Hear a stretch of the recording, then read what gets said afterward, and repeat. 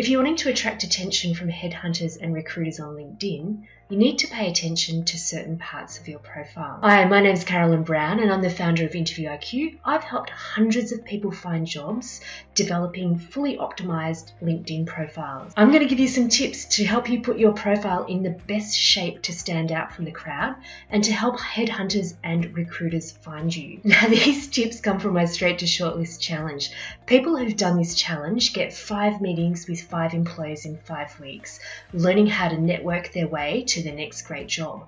I'll put a link to that challenge in the description below. So if you're interested in it, you can get on the mailing list to find out when we launch the next challenge. So here's what you need to do to create the best profile for your job search. And it's a way to have your profile do the heavy lifting for you. There are a few decisions that people are subconsciously making when they look at your LinkedIn profile. So they won't read all of your profile, but they'll look at these key areas to decide whether you're a credible and trustworthy professional. Essentially, they're looking for if you're someone they can trust and if you're a real human. And the other thing that they're looking for is there anything in it for them if they're to connect with you? So I'm actually going to give you 9 critical things to pay attention to, and make sure you listen to the end because number 9 is an absolute ninja tip that you won't get anywhere else. So tip number 1 is to actually have a good photo. Now you can see that Claire, and this is a dummy profile that I've mocked up, Claire doesn't have a photo. So if I'm looking over the profile, I really don't know who she is. So instantly you can see the difference with Claire having a photo, and LinkedIn's own research says that a photo increases your profile views by 12 times as people will actually click through when you come up in searches. It also increases your connection requests by 9 times. Basically, it's because people can see that you're a real person. So the best photo tips are to have a head and shoulders shot, wear what you'd wear to work, and it seems really obvious, but make the photo look like you and also smile a bit. You don't need to look like a model, you just need to look like a professional and approachable version of you. So tip number 2 is to fill out your headline. Now your headline's almost the most important piece of real estate on LinkedIn. You get 220 characters. It's how people make a decision about you when you reach out to connect to them. So I'll give you a little example.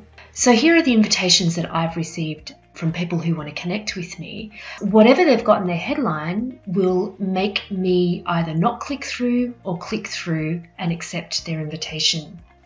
The other thing about your headline is it actually helps you come up in searches. It frames up how people read your profile. So with Claire, she's a financial controller. So I may not read any more about her in her profile apart from the fact that she's a financial controller. So here's what makes a powerful headline. I usually include a couple of key phrases or keywords to describe what that person does. So in Claire's case, she's a financial controller and an experienced team leader. I then also include how they add value or something that inspires my clients. So Claire's inspired by delivering bottom line value, process improvement and innovation. And then you can include some interests of yours as well, because that also helps people connect and relate to you and makes you seem like a real person. So my tip number 3 is to pay attention to your About section on LinkedIn, which sits just below the headline here. So you can see the first 3 lines of the About section pops up before you actually need to scroll down and see more. So these first 3 lines are really critical. Now, a few mistakes I see people make is actually copying and pasting their job description, leaving it blank, or speaking in the third person. In this section, you want to sound like you, because if you sound like you, you'll connect with the right people. The right people will be attracted to how you sound, and you'll also attract the right job opportunities for yourself, the ones where you're actually a cultural fit. So don't be afraid to use your own words in this section and steer away again from sounding like your job description. I've got a formula that I routinely use with my clients to help them write a really kick-ass About section, and it basically goes like this. It has what they enjoy doing, what motivates them to do a good job, what strengths they apply, and the value that they offer. So you can see with Claire, what she's put is, I enjoy so much about what I do. I love the variety of tasks and constantly challenging myself to see how I can improve systems and processes. I'm motivated when I deliver value to the bottom line and get the best out of teams. And how she adds value is driving strategic business decisions and business certainty, designing or reviewing policies and procedures to deliver efficiency and mitigate risk, optimizing performance, selecting and implementing new software. So tip number 4 is to actually populate your experience section. Now again, a lot of people just copy and paste their job description into this, but I have a formula that has worked time and time again that has helped my clients get headhunted and recruited off LinkedIn. The 3-part formula is this. You want to include what the company does, what you did, and how you've added value. So you can see with Claire here, there's a 2-line description about what the company does. For Claire, it says, this is the headquarters of an award-winning group of pharmacies. It provides outlets with finance, accounting, IT, HR, marketing, and support services.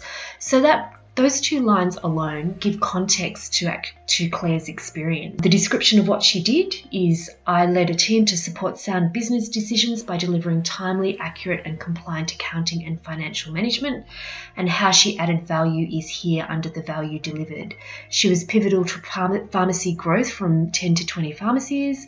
She supported the fast-changing work environment, developing a high-performing team. She built the foundation for the business to achieve its plans for 10 plus years. And you can click down and see more. Again, the first few lines are just the things that will appear when people scan down before they actually need to click through. So you need to pay attention to that. Now, tip number 5 is a ninja tip, and very few people actually do this. What I do to make profiles really stand out for my clients is I'll put their job title in the job title section of their experience section, so financial controller here for Claire, but you can see that I've also included a little statement about one of Claire's highlight achievements, which is that she supported group growth from 10 to 20 pharmacies. So this might be the one achievement that people read as they scan down through her profile. So tip number 6 is to make sure that you're active, because your activity on LinkedIn is now part of your personal brand because it's very much displayed on the front section. So you can see with my activity, this is my profile here.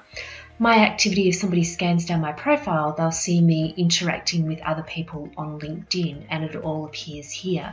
So pay attention to how you comment, pay attention to what you like, pay attention to what you support, because all of that activity will appear on the front page of your profile and be part of your brand. So tip number 7, and this is an absolutely critical tip because so many people don't do this and it makes such a difference to how people read your profile.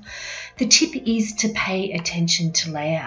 Now, this is typically what I see in a LinkedIn profile. It's a whole bunch of information that is just copied and pasted onto the screen with no attention paid to whether people will actually read that information.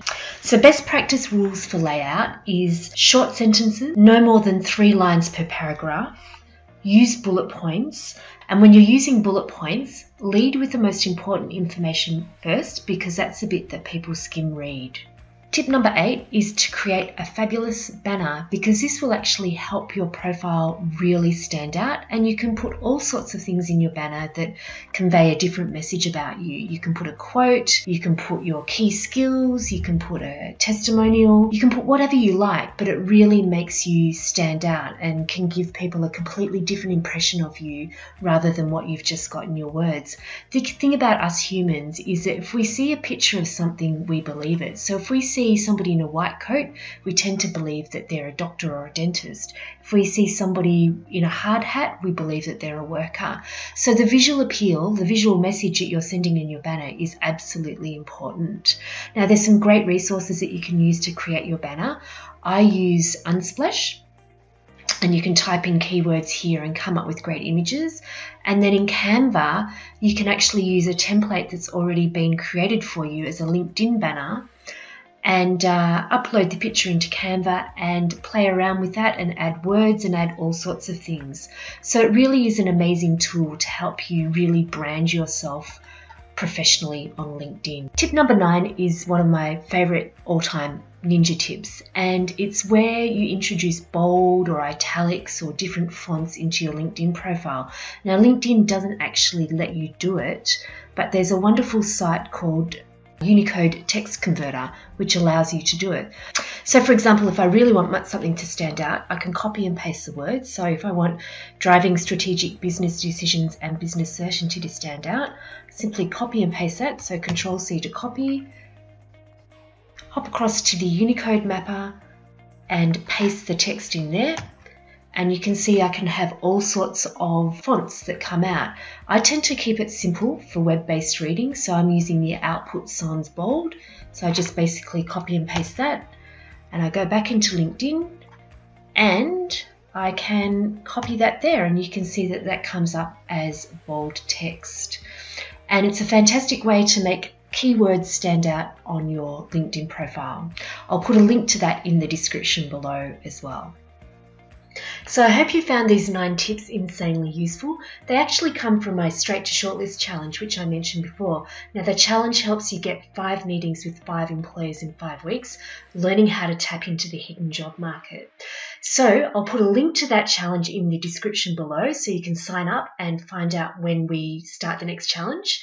If you like this video, please subscribe and hit the bell notification to get notified of when we upload. And I'll see you in the next video.